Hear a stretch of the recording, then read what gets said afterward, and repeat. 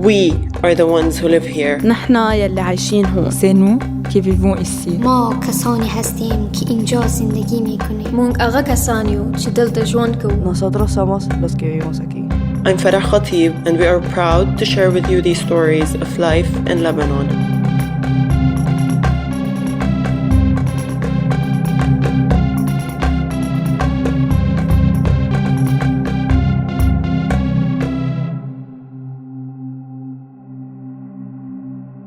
During the Civil War, almost 1 million Lebanese people fled the country. Many thought it was temporary, maybe just for a few months, until things calmed down a bit. Things extended way beyond that though. The war went on for years and years, and then 15 years later, it came to a truce. Just a truce. No winners, no losers. Even though we all lose at such a war. So people kept leaving. And some estimate that up to 18 million Lebanese people live abroad, while only 4 million remain. The people who are still here, they know what they're missing. And every family I know has at least one relative outside the country. So we all have a sense of what it's like to live outside the chaos of Lebanon. We all get small, tiny glimpses of what it's like to have a steady life. We can try to leave, but Lebanon pulls us back. It clings to us. It's afraid to let us go. It's ready to be buried together, and once again we will rise together from the ruins, as we are always expected to do. And sometimes you try as hard as you can, but you still end up stuck under the rubble.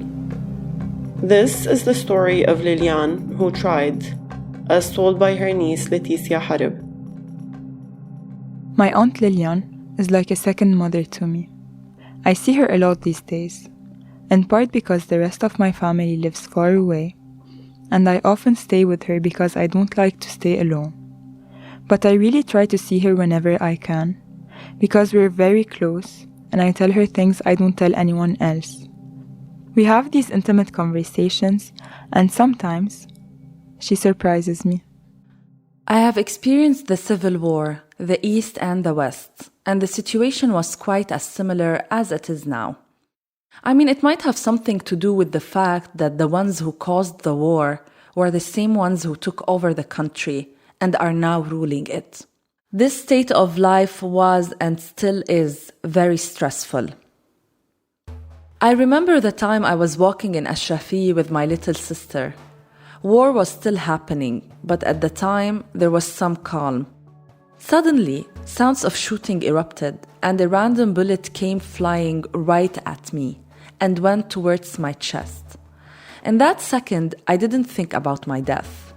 I thought about my sister. Seeing me die, not knowing where to go, facing danger all on her own. I started praying right as I hit the floor, but I didn't feel anything. I looked at my chest, there was nothing, and that's when I noticed the bullet was stuck in my new push-up bra. It was thick enough, it shielded me. Or was it God giving me a second chance? I just started laughing. I didn't want to contemplate what my survival meant. I looked up to see a bunch of people surrounding me, and there was a guy holding my sister who seemed on the verge of fainting and who was bawling her eyes out. He was standing way too close to her, and the first thing I did was swat his hand away. I was not gone yet.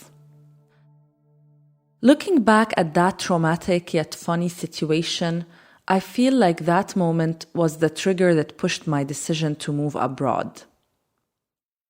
I found a job in Dubai and rushed to go. I hoped to find the peace and comfort I wanted in my life. And I did.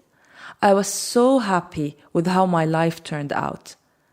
I worked, I made friends, I discovered technology, I got married, and I was living my best life. Life in Dubai was easy. I got to discover what rules and the law actually meant.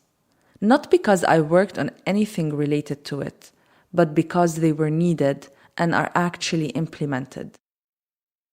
Even working on governmental papers was all online. It was easier, fairer, and less stressful. But I can't deny the number of times I cried myself to sleep because I missed my family. They are the closest people to my heart, and I only got to see them a couple times a year. I lived away for 20 years. However, my husband got sick and stopped working, and so his citizenship was pulled. That led me to come back to Lebanon at the worst time possible. And the struggles I ran away from came right back to me. I came to Lebanon to see everyone around me stressing and worrying. Whether it's problems of electricity, fuel, medicine, or schools and universities' tuition fees, the difficulties are constant, especially with the nepotism that is rooted in the Lebanese society. They say that the government is the corrupted part of our society, but the people are.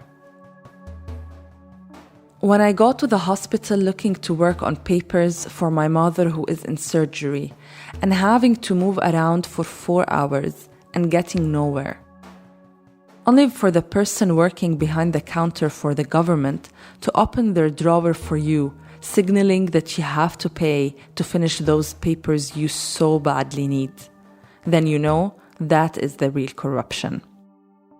That is stressing me out so much that I am currently seeing a therapist to help me deal with the depression my return has caused. However, I can't forget the fact that my family that I always missed are constantly around me now, and that makes me the happiest. With all the chaos that they bring along, all the silliness and all the laughter, I feel complete. But the part of me that still craves the peace I had makes me think that I don't want to stay here for long. The moment the situation is resolved, I want to leave. I would prefer to leave. My aunt's story was a surprise to me. She is the type of person that is so positive and optimistic, it sometimes frustrates me. Yet here she is, worrying, living uncomfortably, wanting to leave again. I thought her coming back was permanent, but I guess I was wrong. And I understand her completely. I want to leave too. My parents want me to leave. My dad once told me, "It is too late for your mother and me to move away, but it is not for you. I want you to work on yourself and to get somewhere. A future in Lebanon is not promised, and I want the best for you and your siblings." His words have stuck with me ever since. I fear for my future. I fear I might go down the same road my aunt did. I don't think I can find it in me to leave Lebanon, find a place I'm more comfortable in, and then forget about what I enjoyed and come back to live in a place with very little hope. We have been through a lot and have struggled so much, but we are still so attached to Lebanon that even the thought of leaving hurts.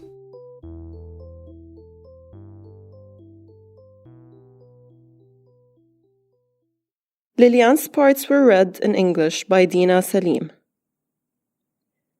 The Civil War ended, theoretically, but 30 years later, its leftover chaos still reigns. To many, this country feels temporary. A lot of people are trying to get any visa they can, so they can go somewhere they can actually imagine a future in. And some cannot afford a visa, so they risk their lives trying to flee any way they can. Some people don't really have options, and they feel like they're drifting. But some are actively choosing to stay. This is the story of Jennifer, the artist who chooses to stay. I'm Jennifer Nasrallah, and I'm an actress. During COVID, we switched online, and the cultural scene froze because people could not go out anymore. There was no possibility for the theater community to actually connect. People became isolated and left theater and became involved in different things just to make it by. Personally, it was extremely stressful because I was not able to be in places that I wanted to be in, and transportation got complicated because of the gas crisis. I felt a lot of fear and uncertainty, be it from the economy, COVID, future, and safety. I was worried that medicine might run out. We lost access to a lot of the communities we work with because of the mobility restrictions and the electricity problems. There were a lot of technical limitation, a lot, that prevented us from connecting to the people we love and be next to them. There were a lot of feelings of surrender and doubts. Before the crisis, I thought that my career was going in a different direction. I wanted to do a master's in actor training and coaching. And I wanted to take my play to festivals. I wanted to participate in all the plays that were happening and take part in many workshops. I was very excited and eager to conquer the world and spread theater all over. Now things have slightly changed. I did my master's in drama therapy and it shifted my path totally. Now I'm still using theater, but for therapy. I started giving sessions to teenagers, young adults, and women that were affected by war. I felt that there's a need for that with everything happening in Lebanon and around, because I find theater to be a safe space for people to express themselves and a space of comfort. Up to this point, our conversation had been quite fluid. But when we asked her what things were like before the crisis, her thoughts seemed to get jumbled up. And she froze, and her memories seemed suddenly elusive to her. I will answer the question about the theater thing before.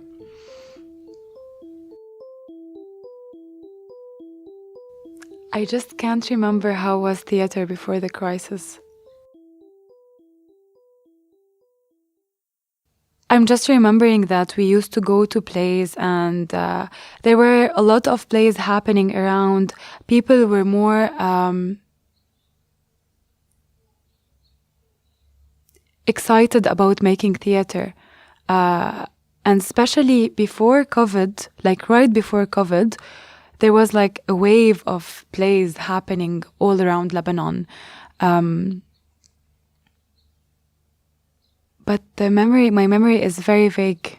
I really don't know why. I really cannot remember those details. But I remember that we had a lot of festival going on, and then the festival were stopping because of the revolution, and then because of the fire that was happening in Lebanon, and then COVID, and then the economical crisis, and then the explosion. So bit by bit, things were coming to an end. I'm sorry, but I'm very surprised that I cannot remember how theater was. Anjad, I feel like it's so weird for me. When she said this, I immediately thought of how slippery it is for so many of us to remember what life was like before the crisis. These past 3 years have stretched on for so long that it can seem like a lifetime ago. I don't even remember the last time I had a conversation with someone about life before everything hit. It's like it's a different reality. And it got me thinking that if we cannot clearly envision the relative calm and peaceful moments from our past, that makes it all the harder for us to envision any kind of a future for us. Everyone I know left the country. Everyone I know wanted to follow their dreams in other places, wanted to find themselves in other places.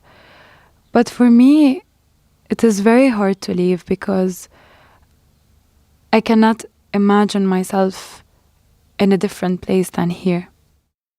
But what I know that by staying here, I'm close to my community and to the people who I share values, language, and culture, with whom I am able to produce meaningful work and create an impact. It's fun sometimes to take on new challenges and create a lot of interesting things, but it's tiring at the same time because you're putting too much effort in something that should not need effort. And I came to the understanding how close I am to Sisyphus and the idea of the constant struggle bound by hope but without catharsis. Staying here has another facet. There is a constant concern on safety and a lot of uncertainty. There's not a lot of opportunities to grow. Life is getting tougher, but I chose to stay because I do not want to give up on my country. I want to create and produce here. I really understand why people want to leave. Because of the lack of safety, lack of basic needs. It's very understandable, but I don't know why I am not able to actually go out from this country and explore things abroad. Things here make much more sense for me. The chaos that we're living in, the little things that happen, or the big things even that happen all the time, the things that are unexpected. It's like a very big play that we're living with a lot of stories, a lot of characters, a lot of problems. So I think that living here is like theater for me. Like I'm doing theater every day, all the time. Once we were stuck in traffic and there was a lot of people complaining about the traffic. And then later we found out that there was a pregnant woman that was trying to give birth on the road. And then when we knew that, all the people were rushing to help the family and to help her in the process. So it was a very, very funny moment for us, for all of us, and a very happy moment. Happy or sad moment, I don't know, because the baby was Lebanese.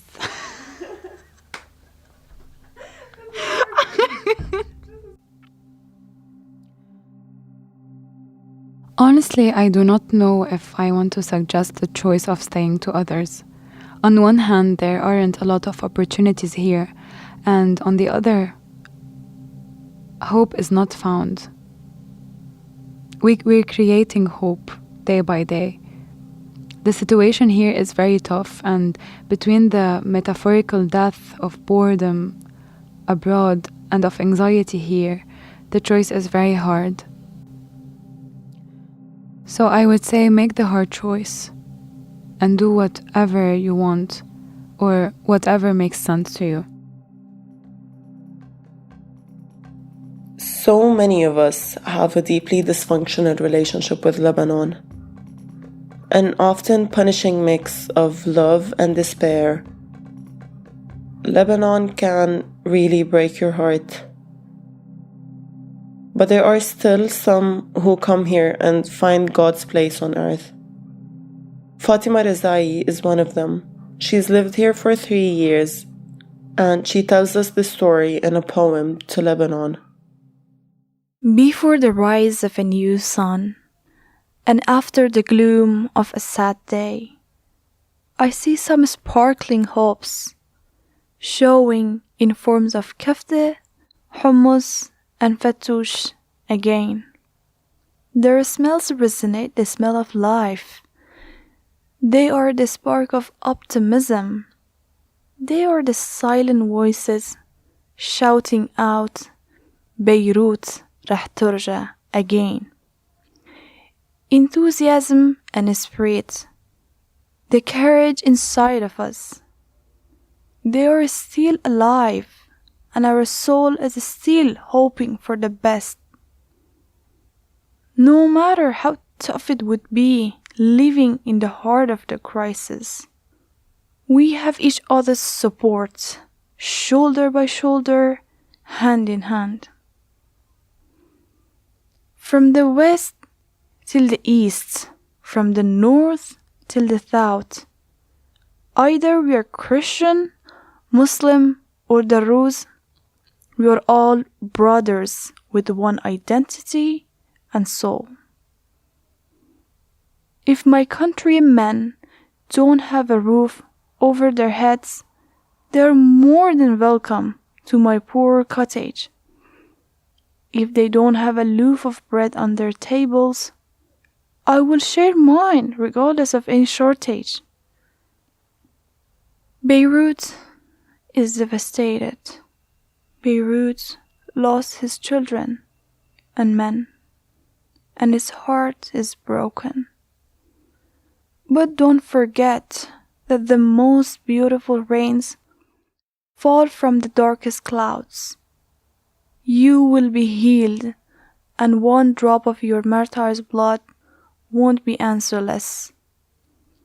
Reconstruction and rebuilding you. Beirutis will better you. بيروتنا رح نشوف ابتسامك بمستقبل القريب.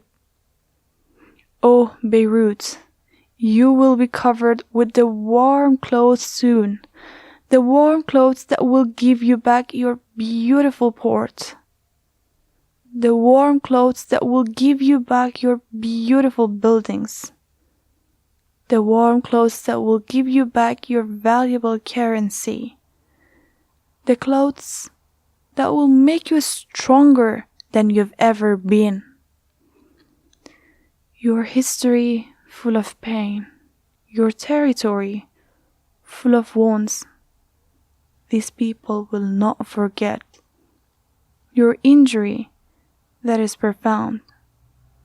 You are the light of Lebanon. You are the heart of this land. You are the symbol of a strength that keeps a strong Hal Lebanon. To me, you are the moon and the star. There is no place I can live if living is without you. You are my home now. You are the love. You are the motive behind every effort. Long life to Ya Beirut. Long life to Ya Lebanon.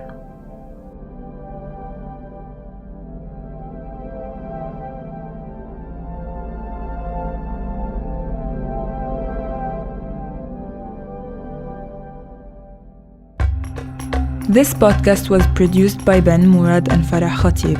We Are the Ones Who Live Here is a production of Hand to Mouth Theatre and New Room Studios. Our editorial team is Rola Subah, Roya Maliki, Fatima Rezaie, Dunya Faqih, Nasreen Azizi, Cole McCann Phillips, and Laetithia Harb. Our sound producer is Wilson Vidin. Our music was made by Rafif Ghali, aka Tsatsa. This podcast was made by a large community of incredible people, including Jonathan Walters, Andrea Storowitz, Hermila Yifter, Julie Murad, Noor Al-Halabi, May Adra, Rana Baghdadi, Sahar Assaf, Robert Myers, Rami Khouri, and the spirit of Anthony Shadid. We want to hear your stories of life in Lebanon. Reach out to us on Instagram or on Twitter at WeLebanonPod. You can also email us at WeLebanonPod@gmail.com. Thank you for listening. We are here being rock stars.